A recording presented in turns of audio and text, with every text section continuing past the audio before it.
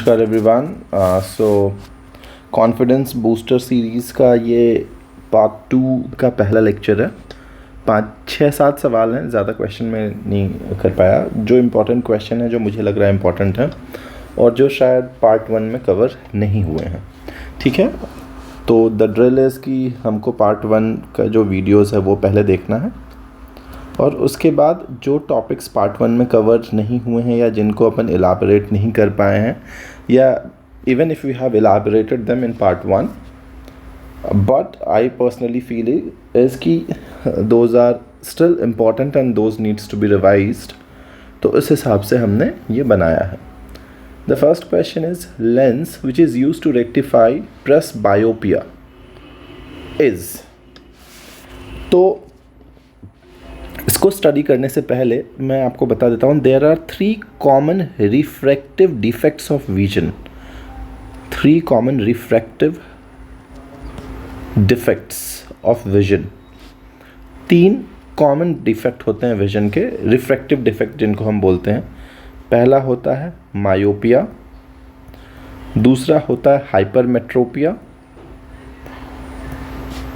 और तीसरा होता है प्रेसबायोपिया, जिसके बारे में क्वेश्चन हमसे पूछ रहा है। तीनों के बारे में हम मोटा मोटी बातें कर लेते हैं, बहुत ज़्यादा डिटेल में हम नहीं जाएंगे, मोटा मोटी बातें कर लेते हैं। तीनों क्या होता है चीज़। मायोपिया को अपन नियर साइटेडनेस भी कहते हैं। नियर साइटेडनेस, इसका मतलब क्या होता है कि नियर का vision is very much clear to me, near का विजन इज़ परफेक्टली फाइन, दूर का विजन इज़ नॉट फाइन, दूर का क्लियरली नहीं दिख रहा है हमको। And for correction I am using concave lens. अगर मैं कॉनकेव लेंस करेक्शन के लिए यूज़ कर रहा हूँ, इसका मतलब क्या हो रहा है मेरे दोस्त? इसका मतलब इमेज कहाँ बन रही है? इमेज जो है, अगर ये मेरा रेटिना है, if this is my retina, तो इमेज जो है वो पहले बन रही है स्क्रीन से। मुझे उस इमेज को स्क्रीन पे बनाना है, इसके लिए मैं कॉनकेव लेंस यूज़ कर रहा हूँ, सच दैट वो अभी यहाँ ना बन के यहाँ इमेज बने, ठीक है। तो करेक्शन के लिए I am using concave lens. Just remember this. Myopia means nearsightedness. The near vision is perfectly fine. Durga vision is not clear. For correction, to rectify this defect, I need to use concave lens. Similarly, अगर आप hypermetropia की बात करेंगे, hypermetropia means what? It is also called far-sightedness. इसको अपन कहते हैं far-sightedness. It means far का vision is perfectly fine, दूर की चीज़ें ठीक ठाक दिखाई देती हैं। नियर का विजन इज़ नहीं दिखता है, नियर का उतना क्लियर। इसको सही से करने के लिए, in order to correct this, कौन सा लेंस यूज़ करूँगा? कॉन्वेक्स लेंस यूज़ करूँगा। मतलब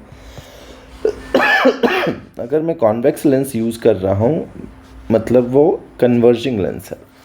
इसका मतलब इमेज जो है इसके पर्दे के पीछे बन रहा है, मुझे उसको यहाँ बनाना है। ठीक बात हो गई।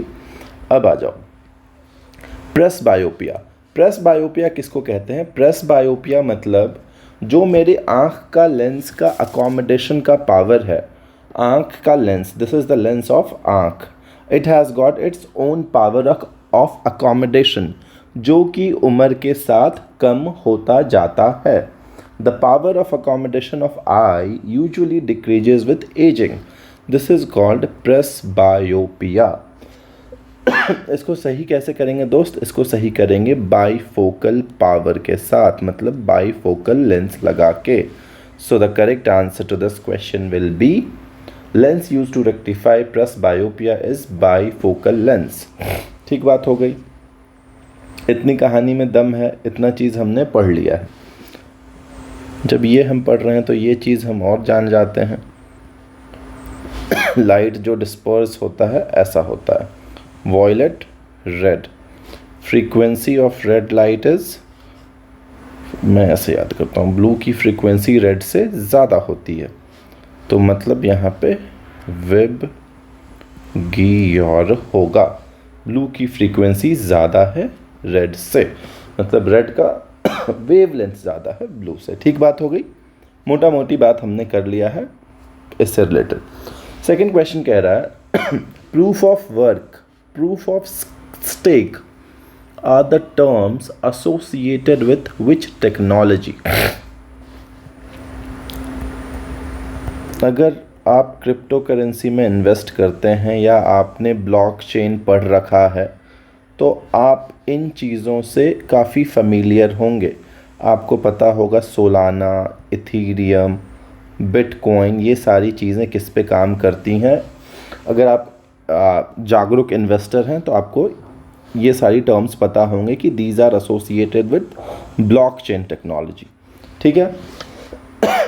सिंस क्रिप्टो करेंसी का रेगुलेशन अभी लास्ट ईयर बात चल रही थी, काफ़ी ज़्यादा हाइप था इसका, इसलिए मैं आपको बता दे रहा हूँ कि ये चीज़ें करंट अफेयर से रिलेटेड हैं, पता शायद ना आए एग्जाम में, but these are important stuff.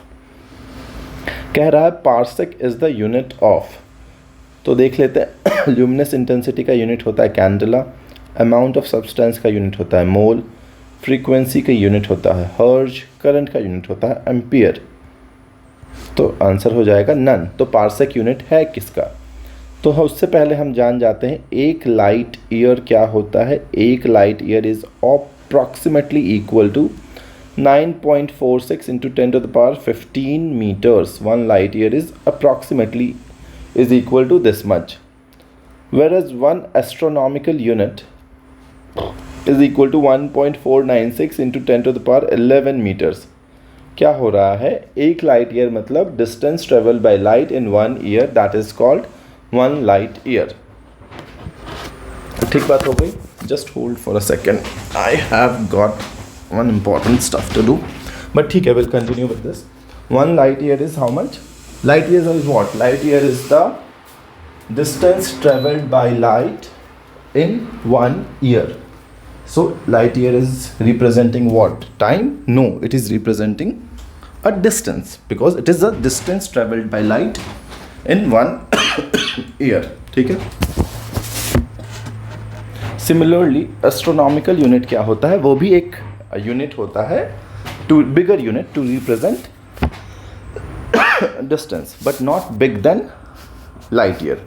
Similarly अगर आप एक पार्सेक की बात करेंगे, 1 parsec is also one of the units of distance that constitutes 3.26 light years. तो अगर मैं आपसे पूछूं light year, parsec, astronomical unit, इन तीनों में सबसे बड़ा यूनिट कौन है दोस्त? सबसे बड़ा यूनिट है पार्सेक। सबसे छोटा यूनिट कौन सा है दोस्त? Astronomical unit. So astronomical unit, उसके बाद लाइट ईयर, उसके बाद पार्सेक। तीनों किसके यूनिट हैं? डिस्टेंस के। तो ये कहानी समझ में आ गई। Parsec is the unit of distance obviously, जो कि ऑप्शन में दिया हुआ नहीं है। कह रहा है third round table conference took place in November 1930, September 1931, November 1931, November 1932।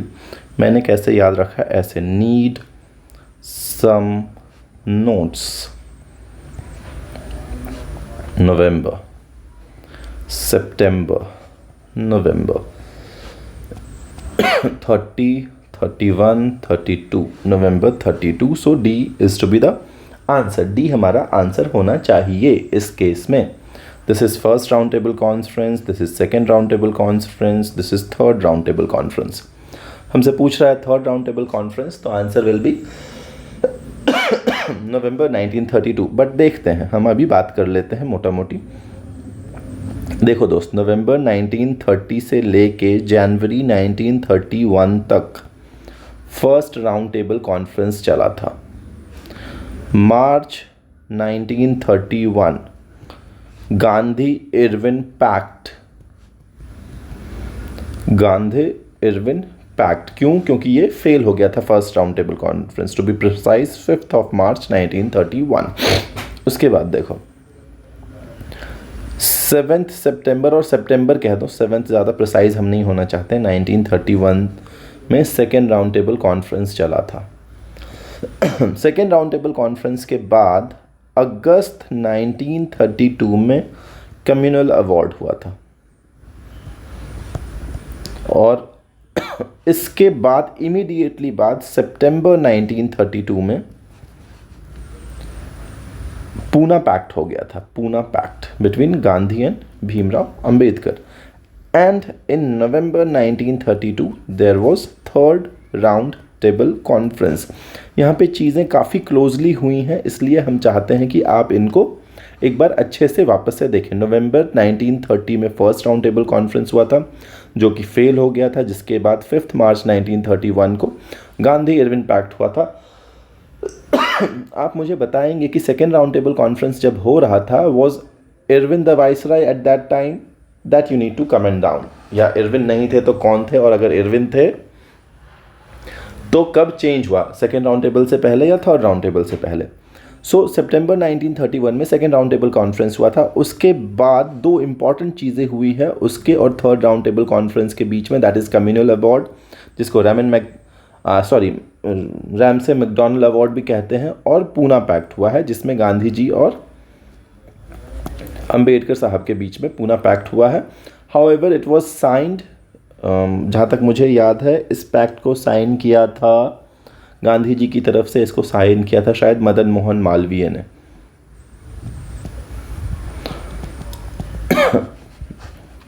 और इस पूना पैक्ट में दो लोगों का बहुत बड़ा योगदान था इसके साइन करवाने में, उन दोनों का नाम भी आप एक बार चेक करेंगे। नवंबर 1932 में थर्ड राउंड टेबल कॉन्फ्रेंस हुआ है। नेक्स्ट क्वेश्चन की तरफ बढ़ते हैं। आंसर मैंने टिक कर दिया, नवंबर 1932। Nehru report was rejected by.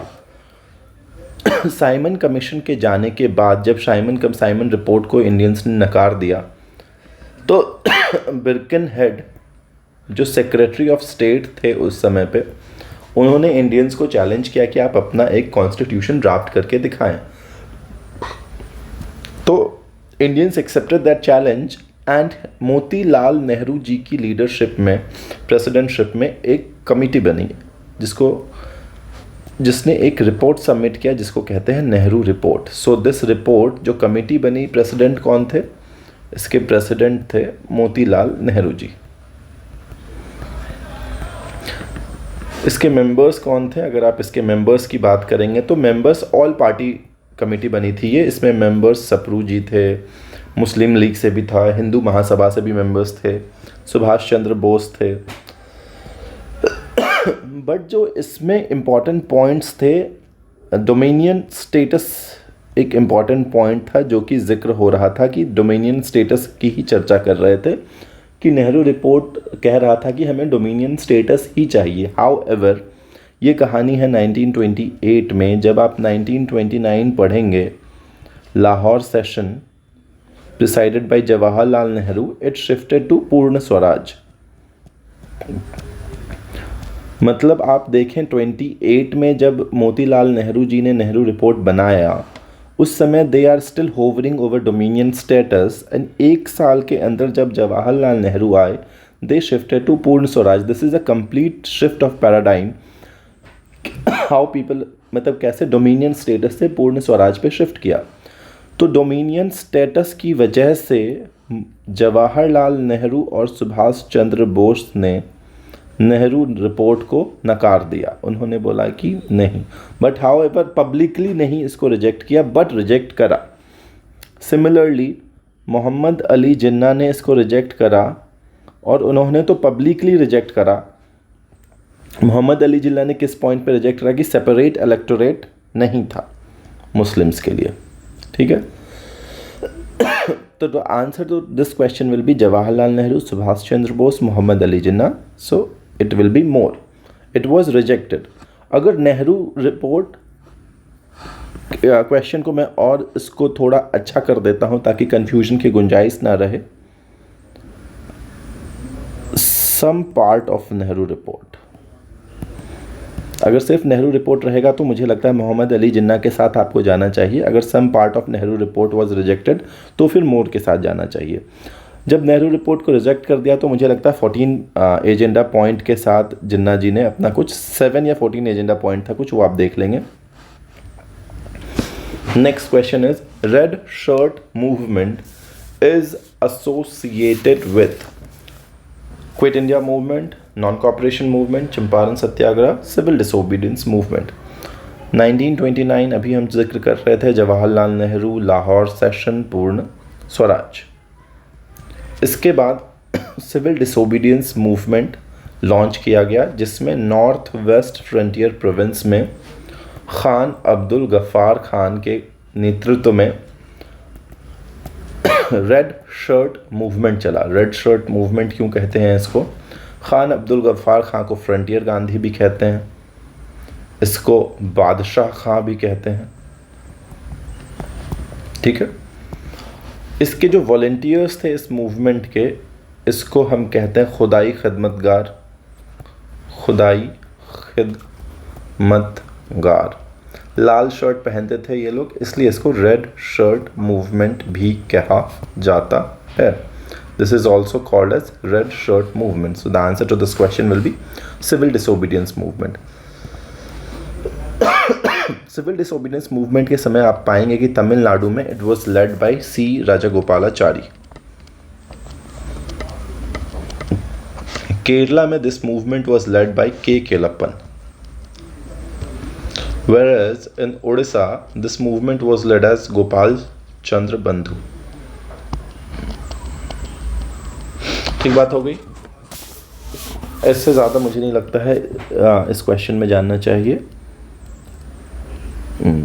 ठीक है, मोटा मोटी चीज़ हम कवर कर रहे हैं। एक मैथ्स का क्वेश्चन हमने ले लिया है। जो मैथ्स का क्वेश्चन हमने डिस्कस किया है उसी टाइप का अभी एक रिसेंटली डिस्कस करा है हमने, ताकि आपको आइडिया लग जाए क्वेश्चन कैसा आता है। The train of length 20 metre, question कह रहा है the train of length 20 metre, इसकी लेंथ कितनी है 20 metre, takes 10 seconds to cross a pole which is at a distance of 10 meters। It takes 10 seconds to cross this pole. इस pole को ये train cross कर जा रहा है, मतलब ये ट्रेन ऐसा हो जा रहा है यहाँ पे। ठीक बात हो गई।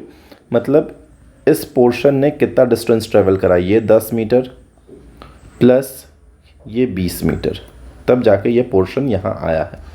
तो टोटल वो पोर्शन कवर किया 30 मीटर्स का डिस्टेंस ट्रेवल किया in 10 seconds। So speed is equal to distance upon time. So 30/10, 3 metre per second. ठीक है, हमको स्पीड पता चल गया यहाँ के कैलकुलेशन से, हमको स्पीड पता चल गया which is nothing but 3 metre per second. कह रहा है the time taken by the train to cross the platform of 40 metre length which is 20 metres away from it. कह रहा है the time taken by the same train to cross a platform which is at a distance of 20 metres and this is how much 40 metre का लंबा platform है और train की length obviously 20 metre है। तो अभी इस ट्रेन को कितना टाइम लगेगा, तो इस ट्रेन को कितना डिस्टेंस ट्रैवल करना पड़ेगा in order to cross this platform, that is nothing but 20 plus this 20, this 20 plus this 20 plus this 40, which will be 20 plus 20 plus 40, 80 meters. Speed is equal to distance upon time, therefore time is equal to distance by speed, that is 80 meters by 3 meter per second. Meter cancel, 80 by 3 seconds कितना हो जाएगा, 3 दूनी 6, 20, 6 या 18, 26.66 seconds, ऐसा कुछ answer होगा। So the answer to this question will be 26.66 recurring second. ठीक है, आई होप बहुत ज़्यादा डिफिकल्ट नहीं था, बहुत इजी भी नहीं था, आपको कुछ नया चीज़ सीखने को मिला होगा, कुछ पुरानी चीज़ें रिवाइज हुई होंगी। ठीक है, all the best, study well, will continue this series.